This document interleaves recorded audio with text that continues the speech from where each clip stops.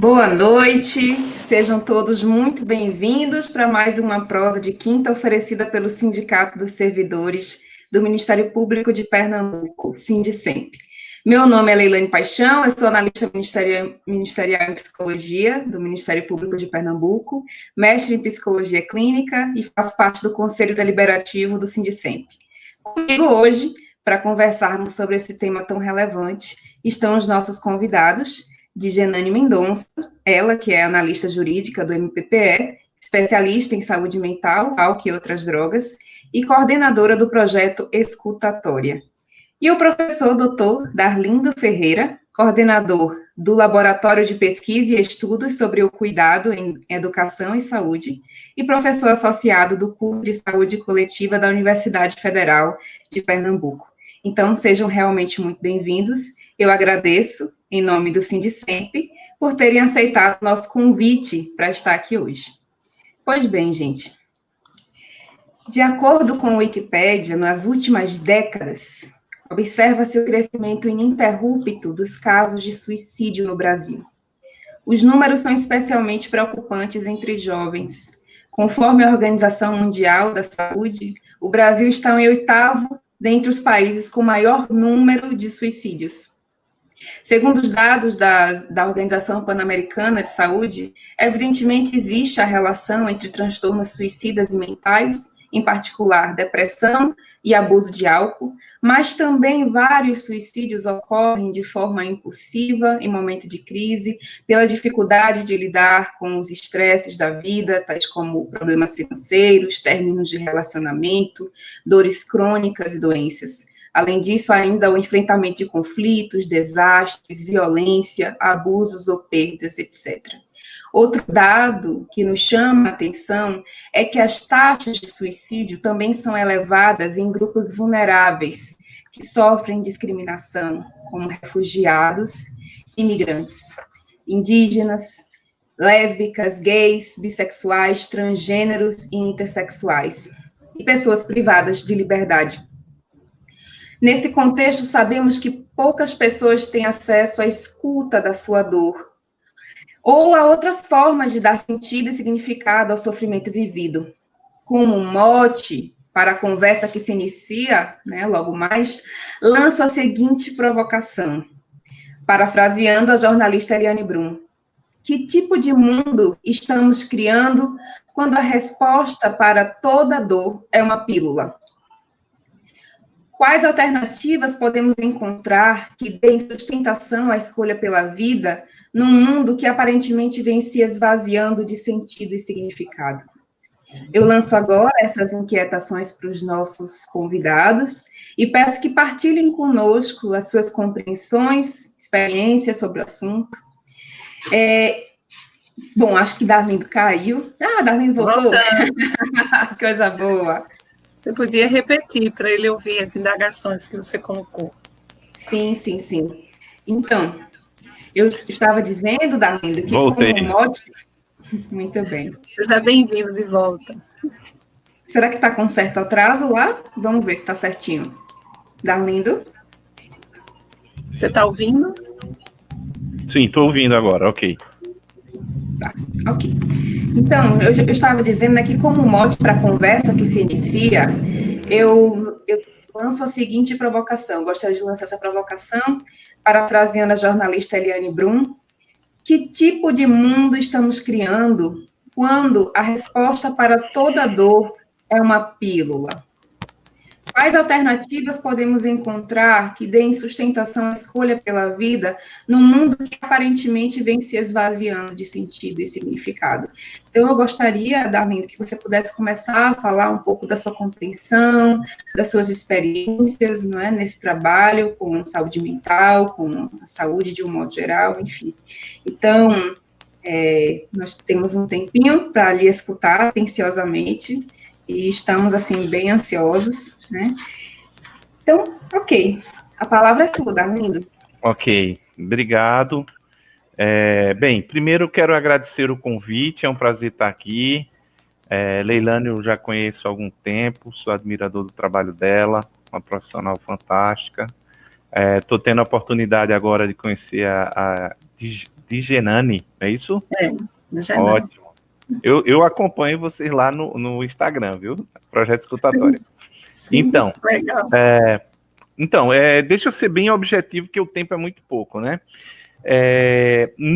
Eu vou começar por questões bem pragmáticas para depois ampliar o olhar. Eu sou fã da Eliane Brum, acho que ela foi extremamente feliz nessa observação que ela faz aí. Eu sou professor aqui, eu sou psicólogo clínico e professor do Centro Acadêmico Vitória. E eu fui convidado por uns colegas que estavam construindo uma rede agora, chamada Rede Cuidar Enfermagem, logo no início da pandemia.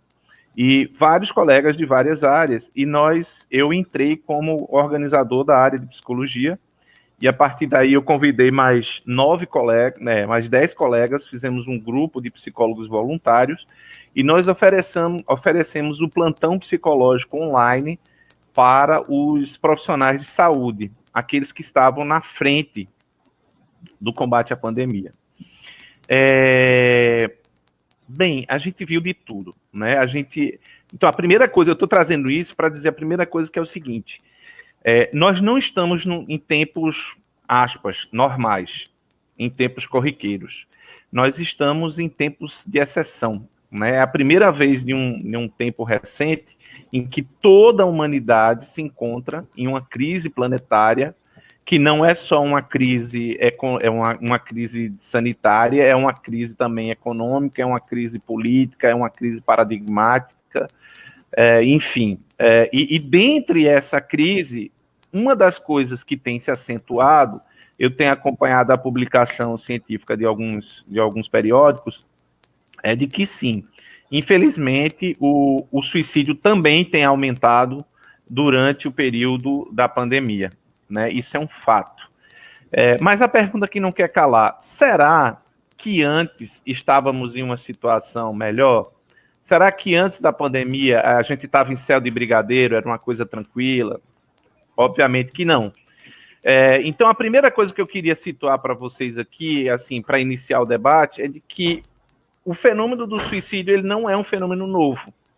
Não é um fenômeno novo. Eu posso dizer que em todas as épocas da civilização e da cultura, seja ela qual for, o suicídio, ele existiu. Ele sempre existiu. Em algumas culturas, em alguns momentos, ele chega, inclusive, a ser valorizado, né? Eu sempre dou como exemplo a questão dos kamikazes, né? Na Segunda Guerra Mundial. Então, em algumas culturas, é sinônimo de valentia, de honra, de coragem, etc. Então, o fenômeno do suicídio, ele não é algo novo na esfera do humano. Agora, como esse fenômeno ele se apresenta, que sentido e significado ele tem, isso sim eu acho que a gente pode começar a pensar. E aí, eu vou trazer enquanto reflexão uma certa perspectiva de sociedade, né?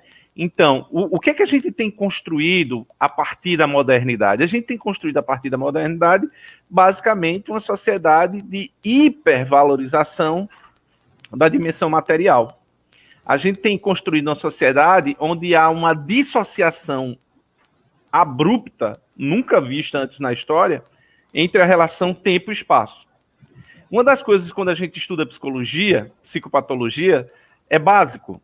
Todo e qualquer transtorno psicológico, eu vou usar uma linguagem bem comum para as pessoas que não são da área talvez entender.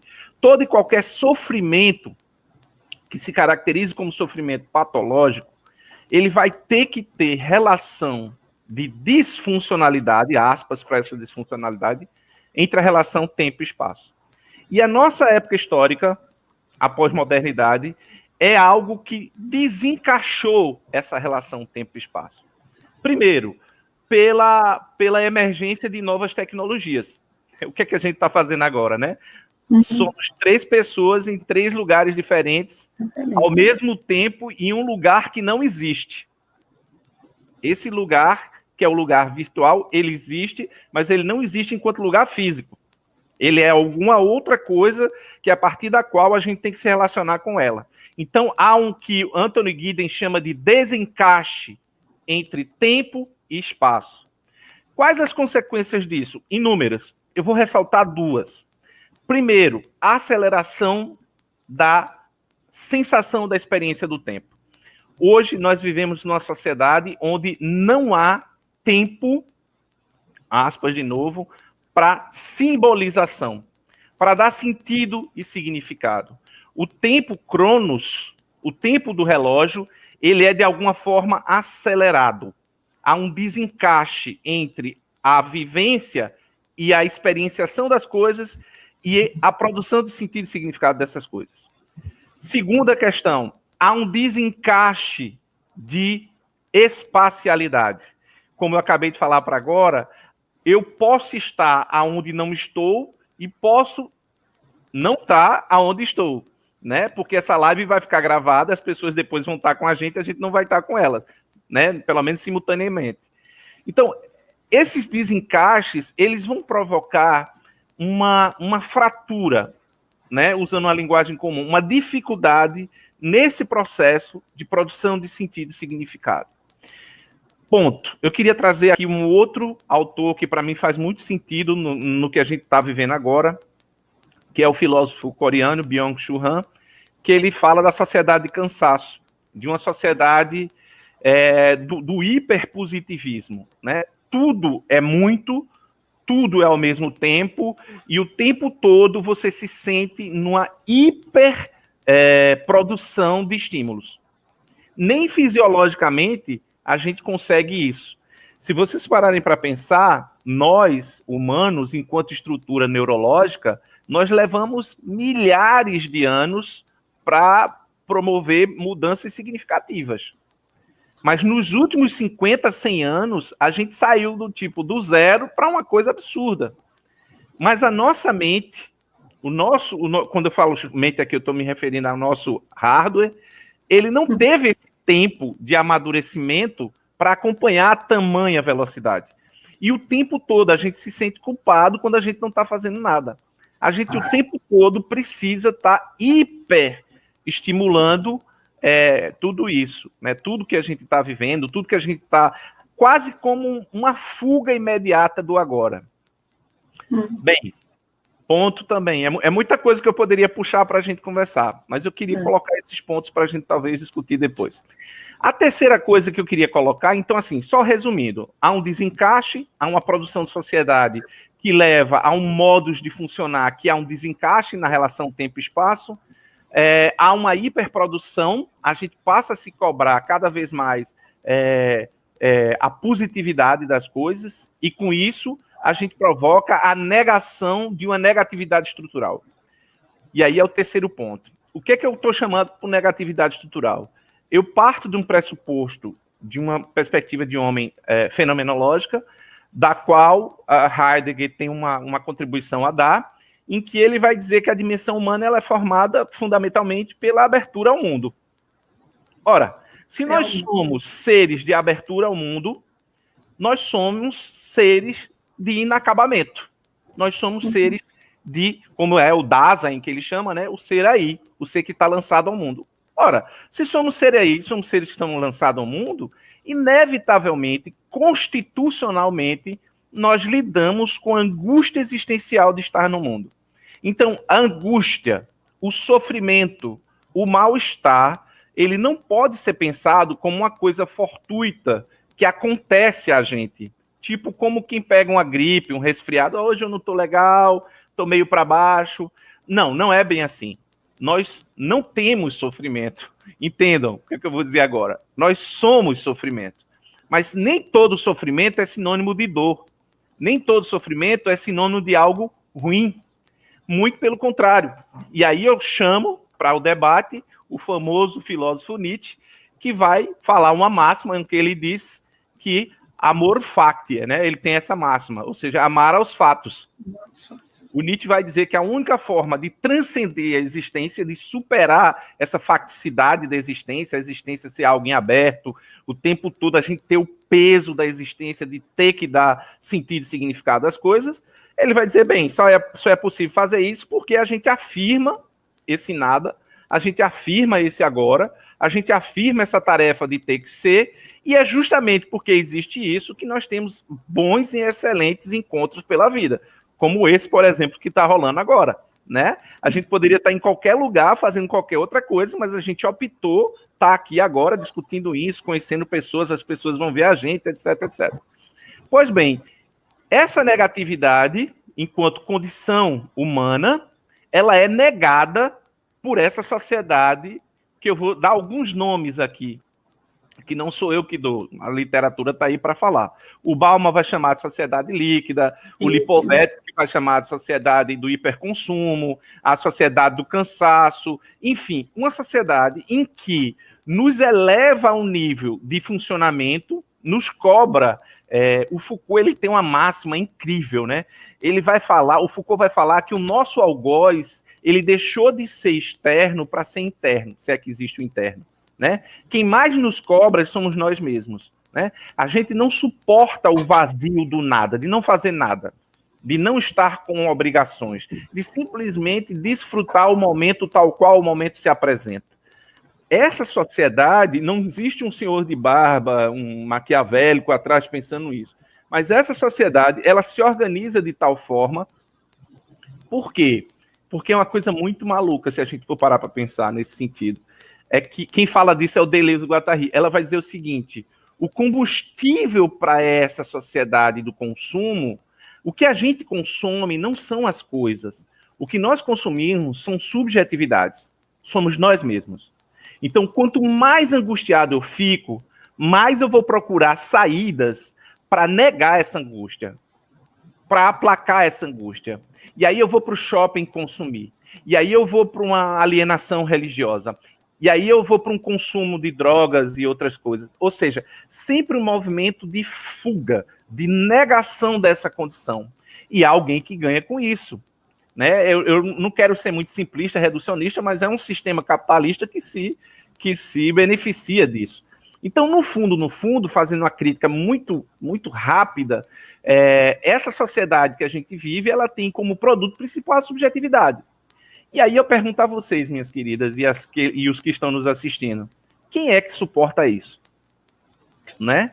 Se a existência já é algo que é pesado, no sentido de ter que dar sentido à existência a cada minuto, a cada instante que a gente vive, quando a gente não encontra uma sociedade em que ofereça balizas, ofereça espaços de encontro, muito pelo contrário, ela nos capture nesses movimentos de negar a nossa condição e de provocar modos de consumo, é óbvio que esse sofrimento ele vai se apresentar de maneira intensificada.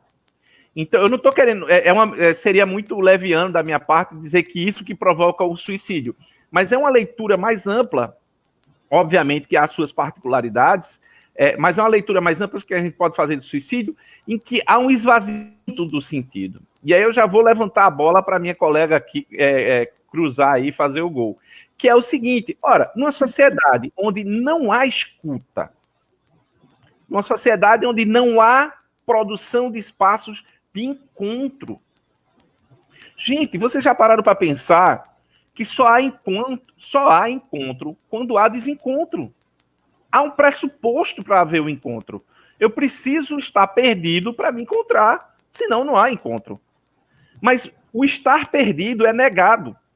O estar perdido é algo visto como negativo. Essa condição de errância do humano é tido como moralmente reprovável. E facilmente você é classificado, enquadrado, encaixotado como maluco, como diferente, como sei lá o quê. Você vai ganhar um preconceito de cara. Ora... Uma categoria, né? E a ciência, diga-se passagem, ela ajuda o biopoder, né? Que tanto Foucault fala, ajuda a fazer isso. Assim. Então, você é o TDAH, você é o autista, você é o borderline. Aí você já classificou e todo mundo passa a se relacionar com você a partir dessa perspectiva. Então, assim...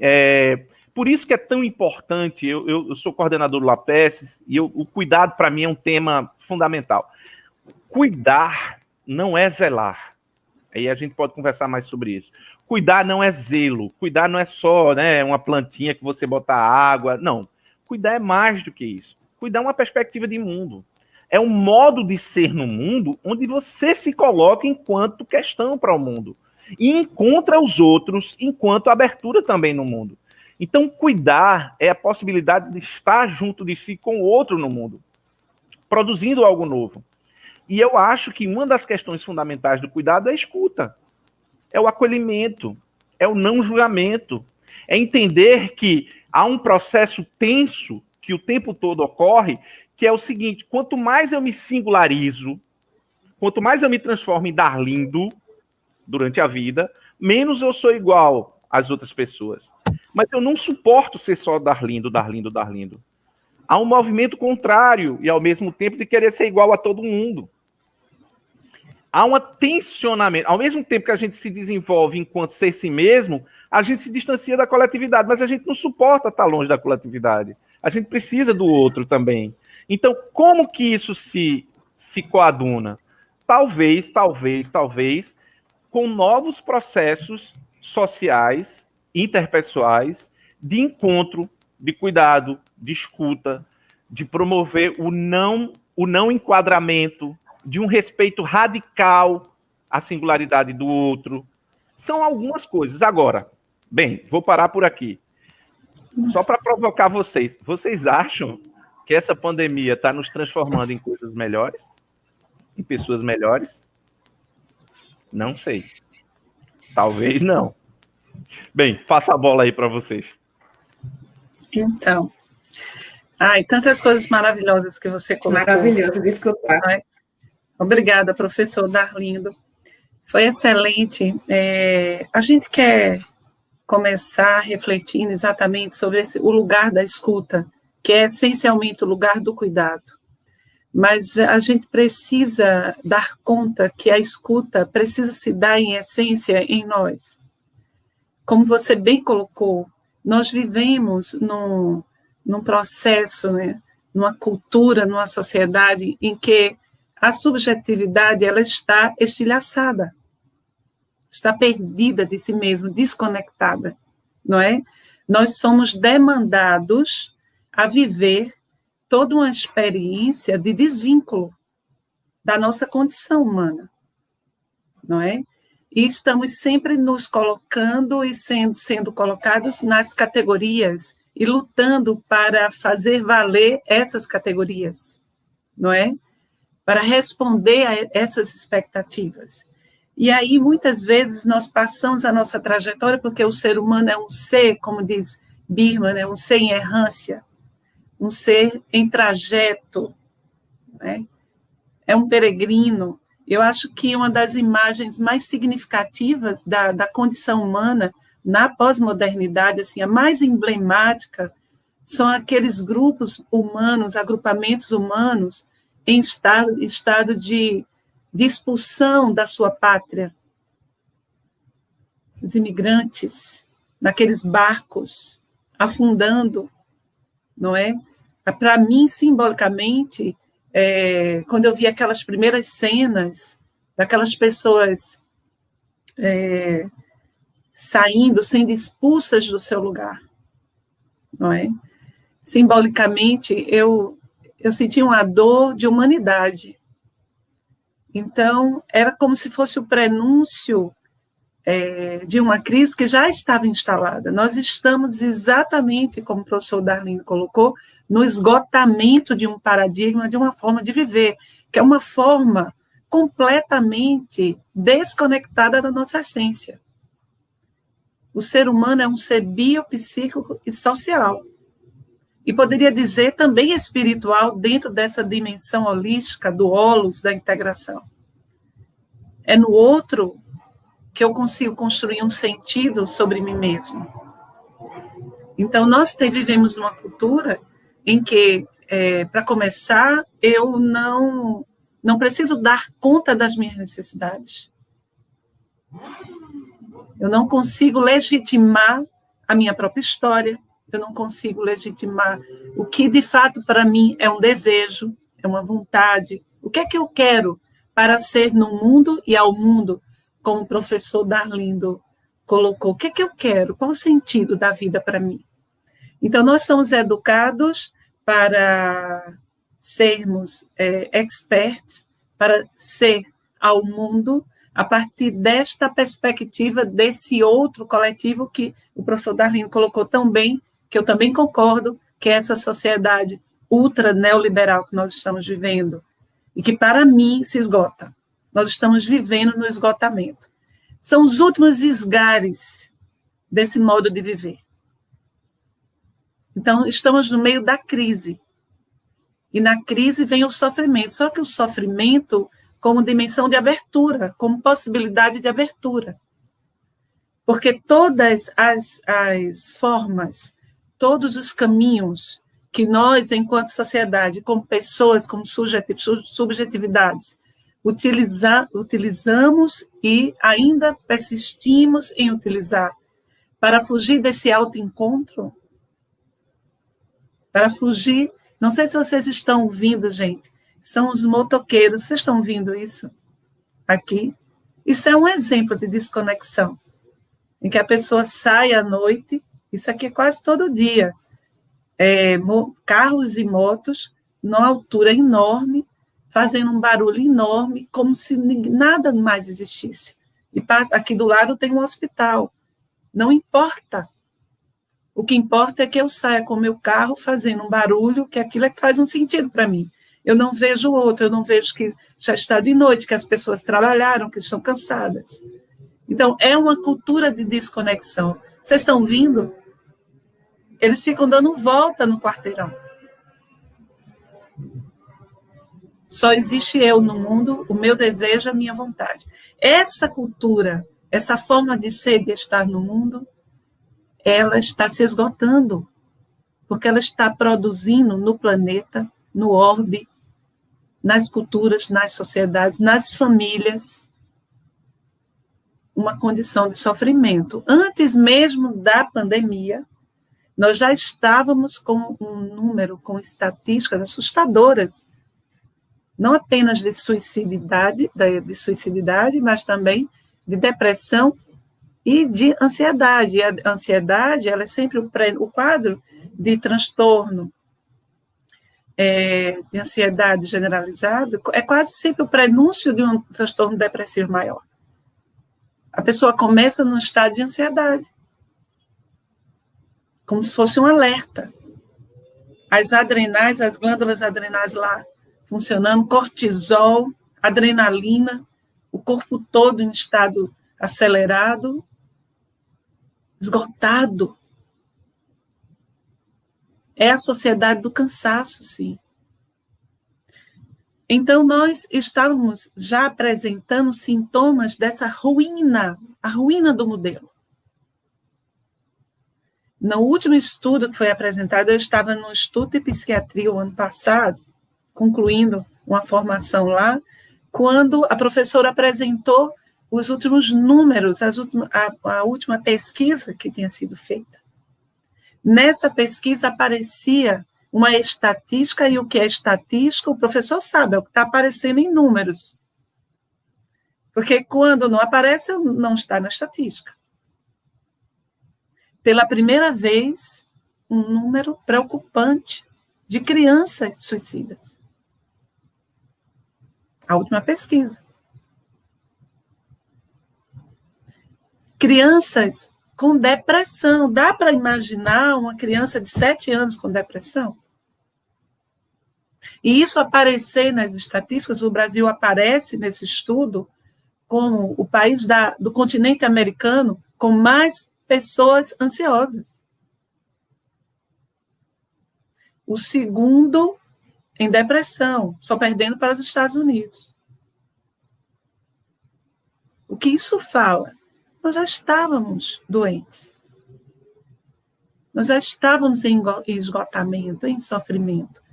Nessa forma de viver que drena a esperança, que drena o desejo, que nos aniquila.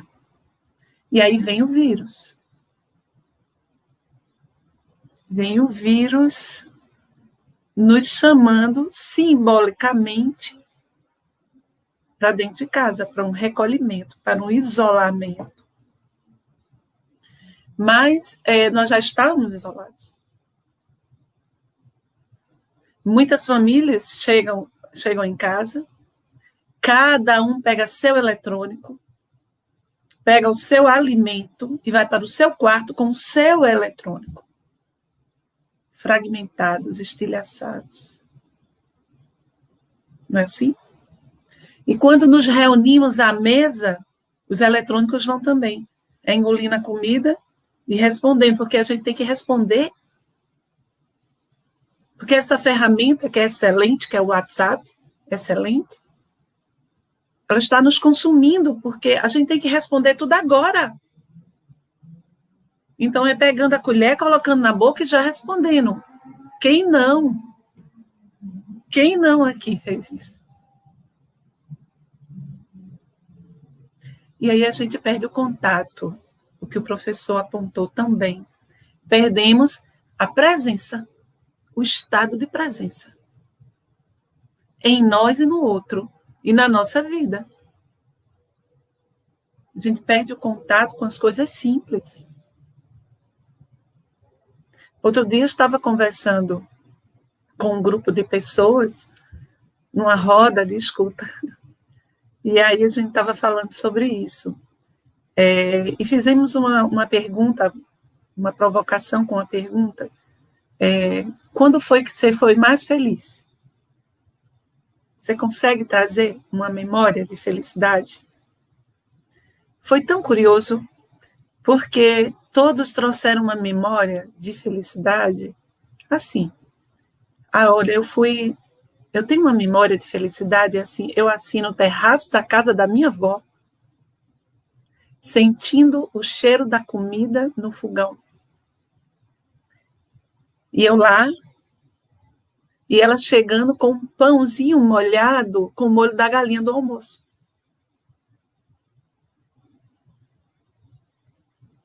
O outro disse, eu tenho uma memória de felicidade dos domingos. Os domingos em família. E assim as pessoas começaram a listar memórias que não precisavam estar numa prateleira. Elas não estavam em prateleira. Eram coisas muito simples. Com o outro, na partilha, nós precisamos compartilhar. Nós precisamos ser olhados, mas olhados assim, sabe, com pertencimento. E a gente estamos vivendo uma cultura de desvínculo, de estilhaçamento, né? E aí ocorre um esvaziamento, uma falta de sentido de viver, tudo perde sentido. O que é a depressão? A depressão, antes de pensarmos na depressão como uma categoria que vai designar fulano é uma pessoa que vive um transtorno depressivo maior. Antes de ser um rótulo, é preciso ser entendida a depressão, esta dor, não é? Essa dor da alma, essa alma que sangra, indizível, como um chamado dessa própria alma, dessa dimensão humana. É um chamado para si, para o si mesmo. Porque todas as estratégias utilizadas pela pessoa para fugir desse encontro estão funcionando mais. E aí nós temos, de uma forma planetária, um esgotamento, um esvaziamento. Nada funciona mais na forma como a gente vive. Agora você pergunta, Darlindo, se as pessoas estão aprendendo alguma coisa com a pandemia, a gente fica assim, pensando, porque as pessoas estão se aglomerando em festas já, em bebedeiras, buscando novamente o mesmo... Aqui não vai nenhum falso moralismo, porque eu também gosto de tomar meu vinho, mas estamos falando desta forma de socializar em que você se entorpece e perde contato com você, com o outro e com o local. Você perde noção de tudo. Então, as pessoas estão assim, voltando, querendo voltar para aquele mesmo ritmo. Muitos não aprenderam, parece que não aprenderam muita coisa, mas outros assim. que despertaram para algumas questões. E ainda há outros que já vinham, e essa é uma tese que eu tenho, não sei se você concorda, Darlene, que as pessoas que estão apresentando estados de ansiedade, depressão, agora, de alguma forma, elas já estavam adoecendo. Elas já vinham no esgotamento. É claro que há as exceções aqui, as pessoas que sofreram traumas terríveis no processo desde março, quando a situação começou a se agravar, a esta parte. Tem uma pessoa da minha família que ficou 50 dias na UTI com a Covid. E essa pessoa, claro que ela está marcada pelo trauma dessa experiência e o entorno também. Então, aí você pode ter um processo de adoecimento que se deu a partir de de adoecimento psíquico, que se deu a partir de toda uma experiência traumática, não é? Mas muitas pessoas, elas estão adoecendo exatamente porque elas já estavam por adoecer,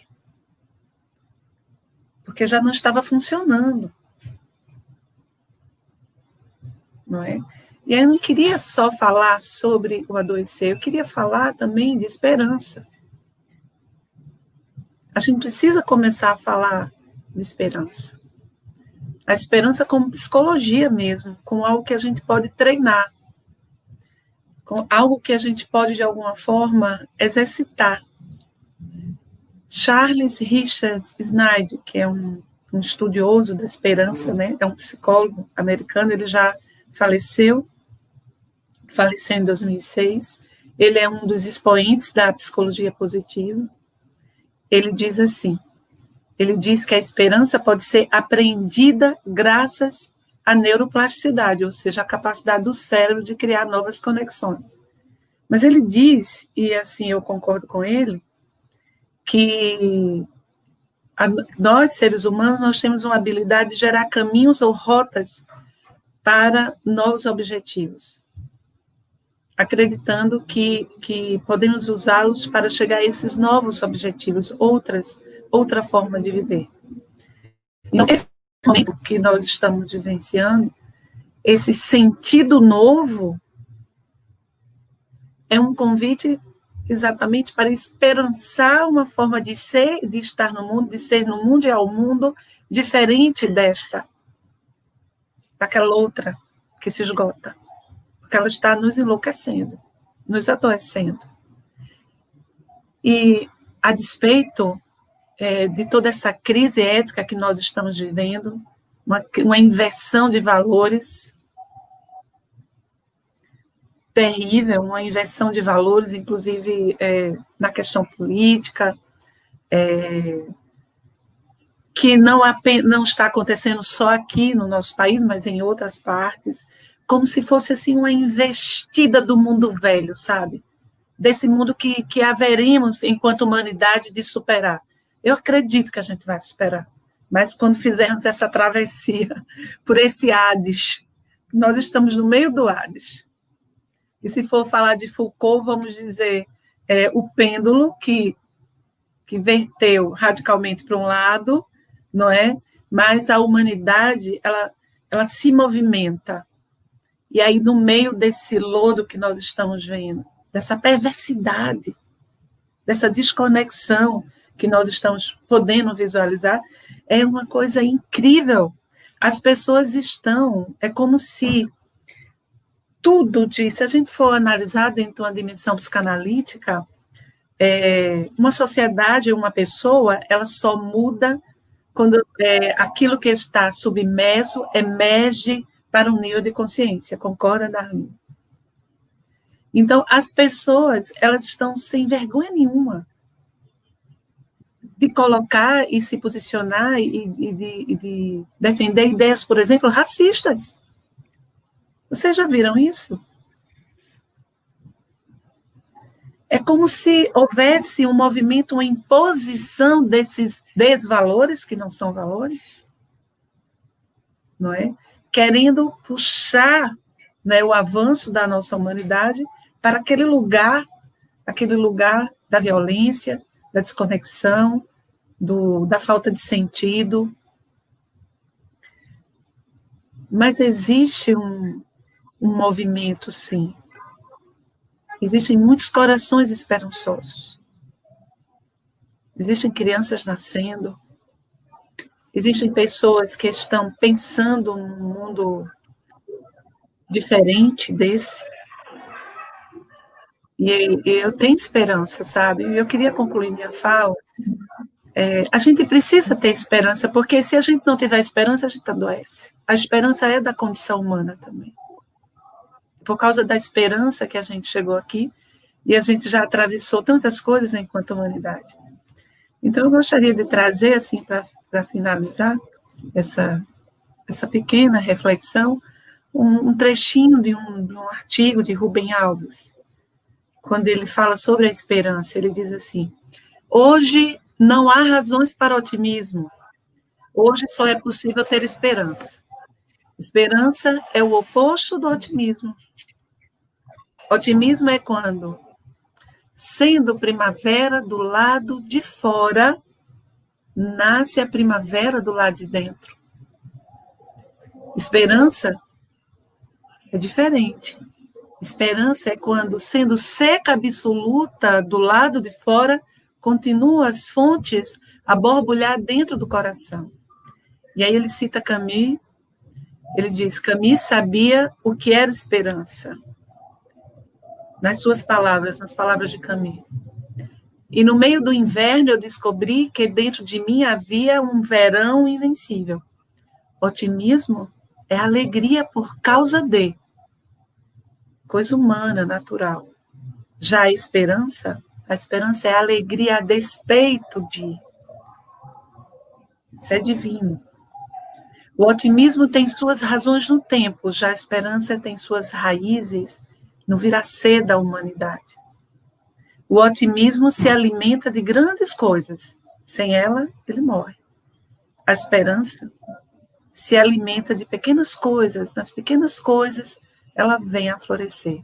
Então, se estamos vivendo nesse mundo em que tudo está posto, tudo está revelado, estamos vendo tudo. Só quem é tolo ou quem está se aproveitando não quer ver. Então, acho que esse é o momento da gente, sim, pensar em forma de esperança. E o projeto Escutatória é uma rebeldia de esperança. Que lindo. Eu não vou me resignar, não vou ficar de cabeça baixa, só mostrando, nem eu, nem aqueles malucos do projeto, que pegamos as cadeiras e vamos para o meio da rua para escutar. Porque a gente pode teorizar muito sobre o trágico do nosso tempo, mas a gente precisa fazer algo para trazer esperança. E aí o projeto Escutatória, ele nasceu quando eu estava exatamente em São Paulo fazendo essa formação, e no domingo fui fazer um passeio, uma caminhada na Avenida Paulista. A Avenida Paulista é um lugar assim muito massa, cheio de tribos, de música, de muita gente no domingo, né, naquela Paulicéia desvairada. E aí, quando estava assim na frente do MASP, eu vi um grupo de pessoas sentadas em cadeiras na frente delas, e era um grupo que se intitulava Barraco Filosófico. E cada um deles tinha uma plaquinha: escute sobre trabalho, escute sobre amor. Era lindo o cara que escutava sobre amor. Ele tinha um violão, estava vestindo assim como um andino, uma personagem andina, muito legal. Tinha um vestido de palhaço. E as pessoas, então, paravam, observavam as plaquinhas e elas sentavam e elas eram escutadas. Eu fui tomada de uma emoção quando eu vi aquilo. Meu Deus, que é isso, gente? E aí eu fiquei esperando, fiquei um tempão lá sentada, e quando eu tive a oportunidade, eu poderia conversar com vocês? Me explica o que é isso aqui. Eles me explicaram. Eu disse, eu posso levar para o Recife isso? Essa ideia? Pode levar para qualquer parte. Pode levar para o mundo todo, se você quiser. E aí a gente veio, só que no avião, a gente estava vindo, eu abri um livro para ler, e lá tinha um papel dobrado. Quando eu abri, tinha aquele artigo de Rubem Alves, Escutatória. Falei, nossa, que sinergia. Então, era exatamente isso, né? Então, quando cheguei aqui no Recife, aí encontrei algumas companheiras, uns companheiros, e falei da ideia, vamos começar um trabalho de escuta na rua? E aí eles disseram, vamos sim. Então, nós começamos há 1 ano, foi no dia 15 de setembro. E tem sido uma jornada muito heróica, assim, de autoconhecimento, porque quando você bota a cadeira ali para escutar, para cuidar do outro pela escuta, muita coisa acontece com você. E não sei se tem um tempo, acho que já acabou, né? Só queria contar o que aconteceu comigo na primeira escuta. Na primeira escuta, do Marco Zero, sentou uma moça com a sacola. E ela disse, olá, pode falar, eu vou escutar você. E ela começou a falar, ela chorou. A gente escutou, porque no projeto escutatório nós escutamos. Nós não damos pareceres. O que para a gente do MP é complicado, porque eu mesmo trabalho fazendo parecer. E a gente sempre escuta já fazendo um parecer, né, na mente, né? O que é que a gente vai dizer para o outro? Mas é uma escuta silenciosa, atenta e horizontal. Você não é melhor que a pessoa. Você não está ali como médico, como líder espiritual, você está ali em humanidade, presente, ofertando a sua escuta para o outro. E aí, no final da escuta, ela contou, lógico, a situação, eu não vou contar, lógico, aqui, mas ela disse assim, a senhora sabe o que é que eu tenho aqui nessa sacola? Falei, não. Eu vou mostrar. Ela abriu, havia pedras. Pedras. Eu iria pegar esse barquinho, aquele barquinho que vai até as esculturas.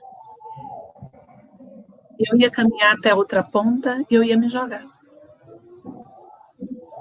As pedras é para eu afundar mais rápido. Mas aí eu encontrei aqui a senhora, acho que foi Deus, para ela não entender dela. Então, assim, naquele dia, assim, eu fiquei passada com aquilo, porque foi a primeira escuta, assim, eu nunca mais vou deixar de fazer isso. E a gente começou o projeto, né, com várias escutas nas praças, na cidade. E aí veio a pandemia, tivemos que recolher as cadeirinhas. E surgiram muitas demandas, então começamos a escutar por telefone, pelo Zoom, pela plataforma Zoom, a gente segue escutando, aperfeiçoando, sempre nesse lugar de que a escuta, como diz Rubem Alves, né, é na escuta que o amor começa. Sim. Mas você só é capaz de escutar dentro dessa dimensão se você também reconhece a sua fragilidade, a sua humanidade, se você fica ali em humanidade, e você tem amor por você, como ser humano, aí você consegue enxergar o outro também. Perfeito. E eu escutaria vocês a noite inteira. Estou amando essa prosa. Que privilégio poder estar aqui com vocês. Eu queria ler rapidamente, para quem não conhece, né, esse termo de Rubem Alves, né, poder conhecer, né, escutatória. Sempre vejo anunciados cursos de oratória. Nunca havia anunciado curso de escutatória. Todo mundo quer aprender a falar, ninguém quer aprender a ouvir. Pensei em oferecer um curso de escutatória, mas acho que ninguém vai se matricular. Escutar é complicado e sutil.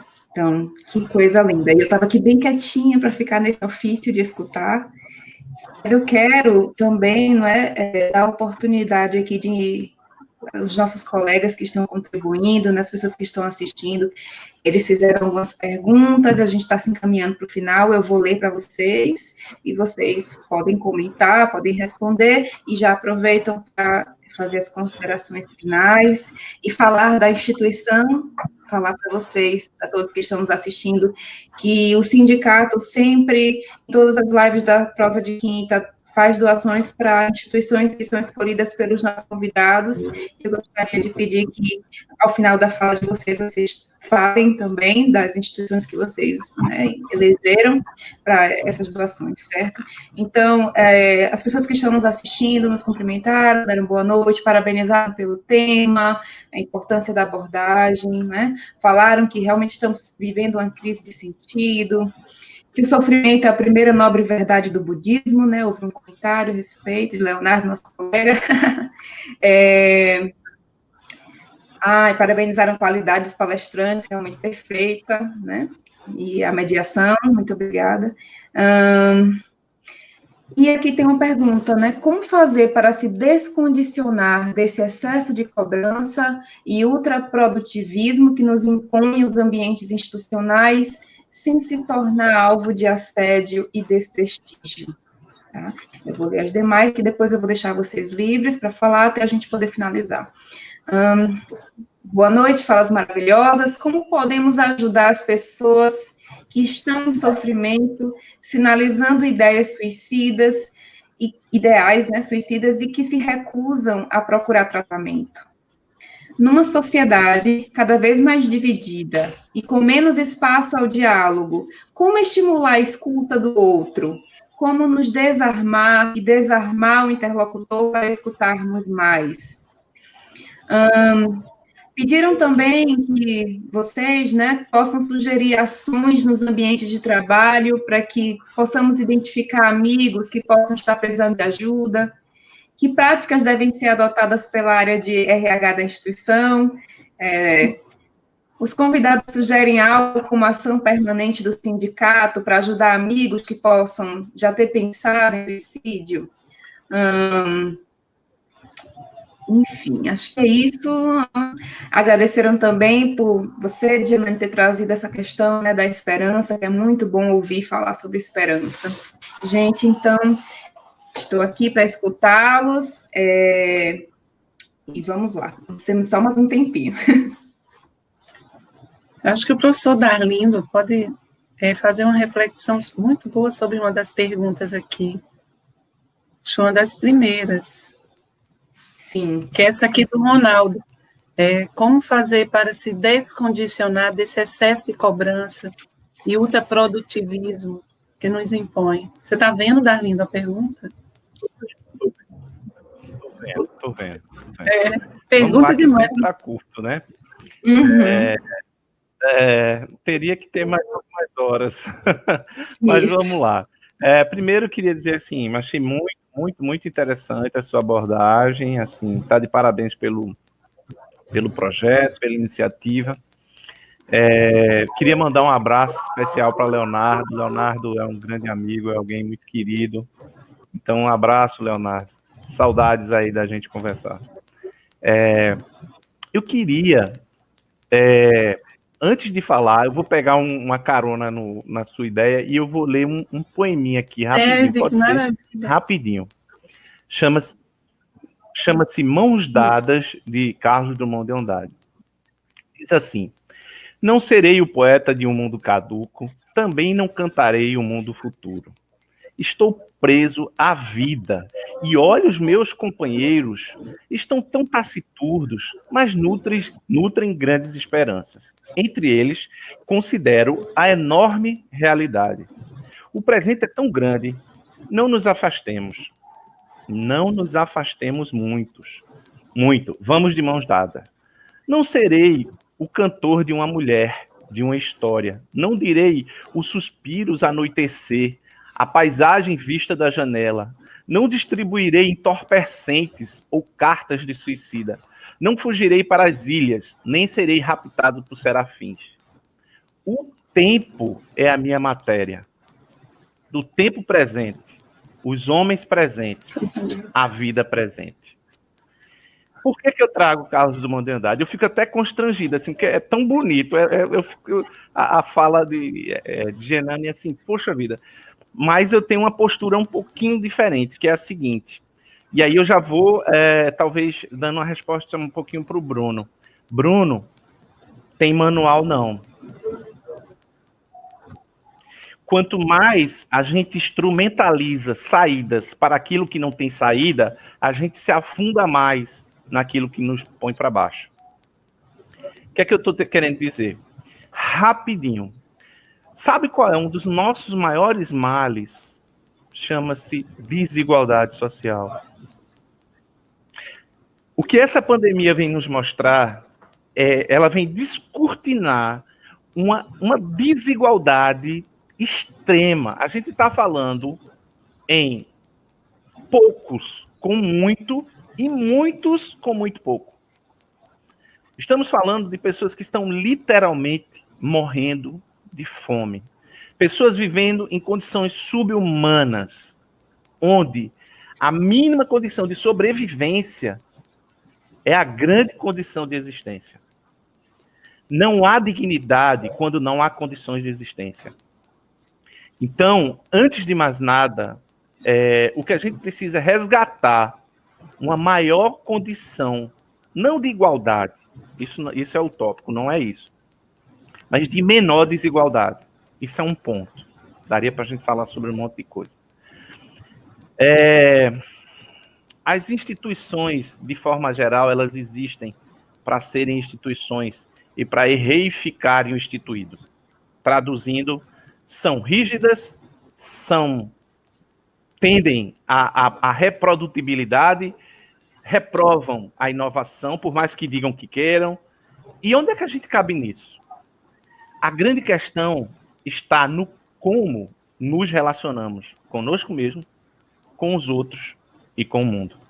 E aí, por que eu digo que eu sou um pouquinho diferente da fala dela? Eu gosto muito de Ariano Suassuna.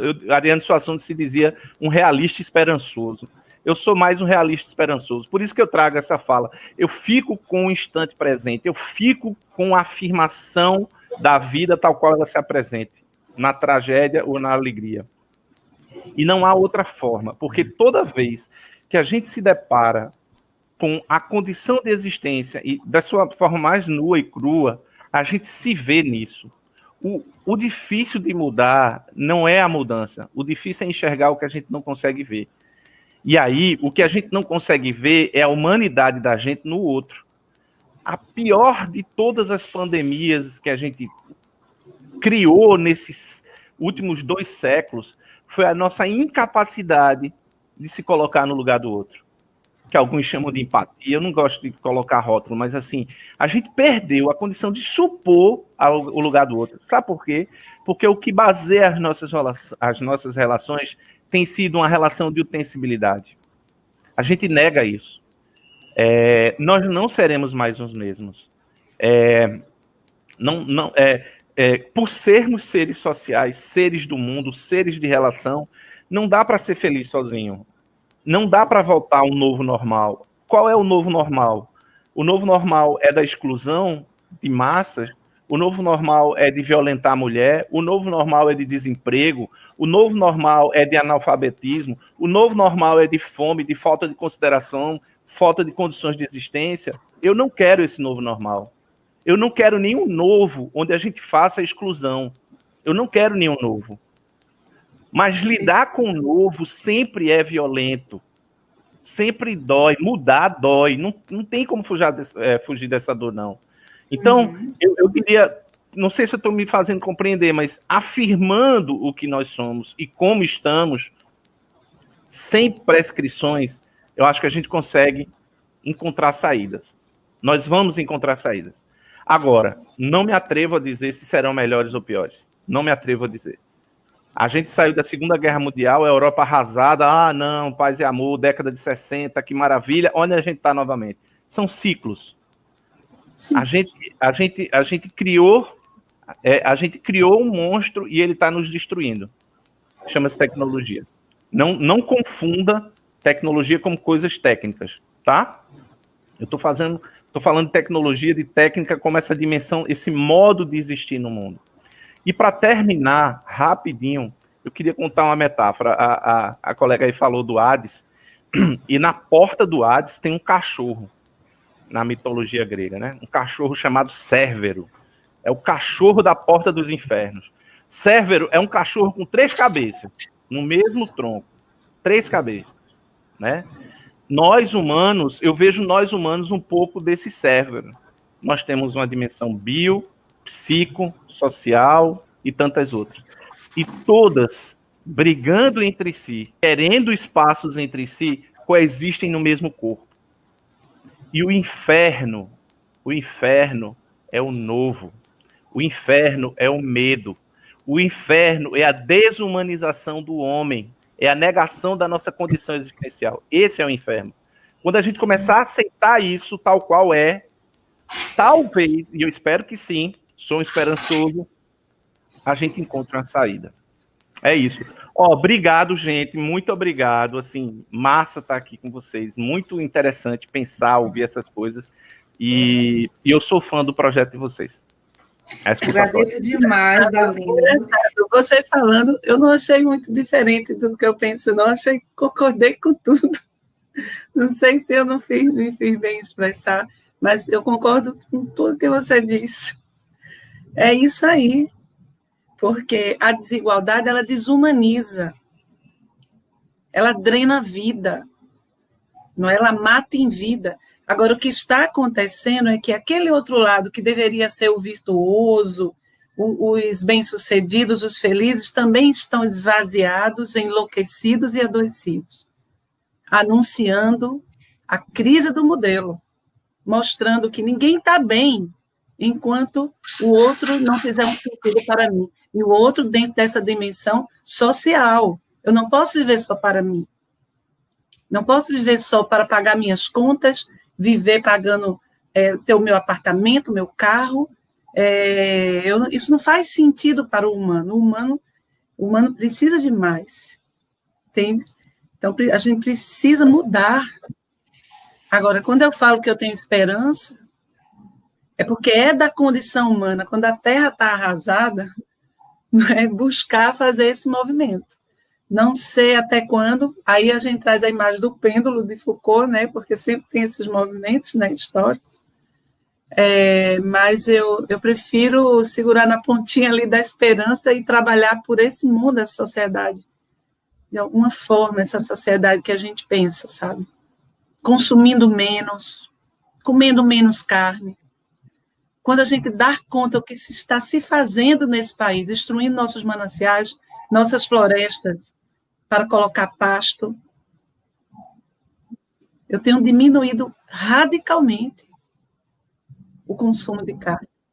Então, eu gosto até um pouquinho da carne, mas eu não vou. São coisas assim que estão chamando a gente para um movimento, uma consciência, um movimento, uma diferença na forma de ser.